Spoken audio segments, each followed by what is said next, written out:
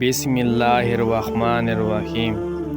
قبر کی پہلی رات کا منظر کیسا ہوگا؟ یہ ایک ایسا سوال ہے جس کی تلاش میں ہر دوسرا شخص نظر آتا ہے۔ آج ہم اس سوال کا جواب آپ کے لیے اسلامی نقطہ نظر سے لے کر حاضر ہوئے ہیں۔ اس کے علاوہ آپ کو یہ بھی بتائیں گے کہ آخر قبر انسان کو کیسے پکارتی ہے؟ کیا یہ پکار انسان کو سنائی دیتی ہے؟ قبر کی پکار۔ حضرت ابو سعید خدری رضی اللہ تعالی عنہ سے روایت ہے کہ سرور کائنات صلی اللہ علیہ وآلہ وسلم نے فرمایا، لوگوں، لست کو ختم کرنے والی موت کو کثرت سے یاد کیا کرو۔ قبر ہر دن اپنے مردوں سے خطاب کرتے ہوئے اعلان کرتی ہے، میں غربت اور تنہائی کا گھر ہوں، مٹی اور کیڑوں کا گھر ہوں۔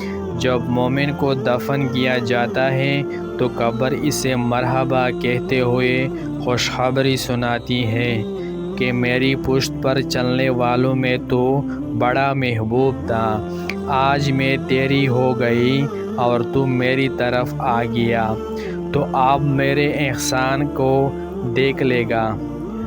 یہ کہہ کر قبر تحت نگاہ گشودہ ہو جاتی ہے اور جنت کا دروازہ اس کے لیے کھول دیا جاتا ہے، جہاں سے اس کو جنت کا تازہ ہوا آتی ہے۔ حضرت ابو ہریرہ رضی اللہ تعالی عنہ کا بیان ہے کہ رسول صلی اللہ علیہ وآلہ وسلم ایک جنازے میں شریک ہوئے، پھر فرمایا، میں بھی آپ صلی اللہ علیہ وسلم کے ہمراہ تھا۔ آپ صلی اللہ علیہ وآلہ وسلم ایک قبر کے پاس بیٹھ گئے اور فرمایا، یہ قبر ہر دن بآواز بلند کہتی ہے، اے آدم کی اولاد، تو کیوں مجھے بھول گیا؟ کیا تجھے یہ معلوم نہیں کہ میں تنہائی کا گھر، غربت کا گھر، وحشت کا گھر، کیڑوں مکوڑوں کا گھر ہوں؟ میں بہت تنگ گھر ہوں، مگر اللہ جس کے لیے کشودگی کا حکم فرمائے گا اس کے لیے کشودہ ہو جاؤ گی۔ اس کے بعد آپ صلی اللہ علیہ وآلہ وسلم نے فرمایا، اے قبر، تو یا جنت کا چمن ہے یا پھر آگ کا ایک تنور۔ حضرت ابو حجاج رضی اللہ تعالی عنہ سے روایت ہے کہ رحمت عالم صلی اللہ علیہ وآلہ وسلم نے فرمایا، مردے جب قبر میں رکھ جاتا ہے تو قبر اس کو کہتی ہے، اے ابن آدم، تو ہلاک ہوا، تجھے کس چیز نے مجھ سے دھوکے میں رکھا؟ کیا تجھے معلوم نہ تھا کہ میں فتنہ، تاریکی اور کیڑوں مکوڑوں کا گھر ہوں؟ تجھے کس چیز نے مجھ سے بہکا کر نڈار کر دیا اور تو میری پشت پر خوب اکڑ کر چلتا تھا؟ اگر وہ مردہ نیک ہوتا ہے تو اس کی طرف سے قبر کو جواب دینے والے جواب دیتے ہیں، اے قبر، تو دیکھ تو صحیح اس کے عمل کیسے ہے، یہ اچھائی اختیار کرتا تھا اور برائی سے باز رہتا تھا۔ یہ سن کر قبر کہتی ہے، بے شک یہ نیک تھا، اب میں اس کے لیے سرسبز ہو جاتی ہوں۔ مردے کا جسم اس وقت منور ہو جاتا ہے اور اس کی روح اللہ تعالیٰ کی طرف بھیج دی جاتی ہے۔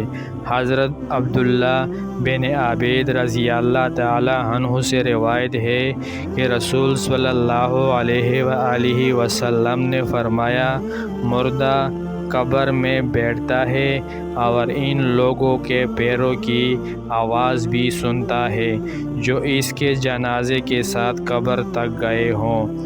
مردے سے اس کی قبر کہتی ہے، اے ابن آدم، تیری ہلاکت ہو، تو نے میری تنگی، بدبو اور کیڑے مکوڑوں کا خوف نہیں کیا، اس لیے تو نے ان چیزوں سے بچنے کے لیے تیاری نہ کی۔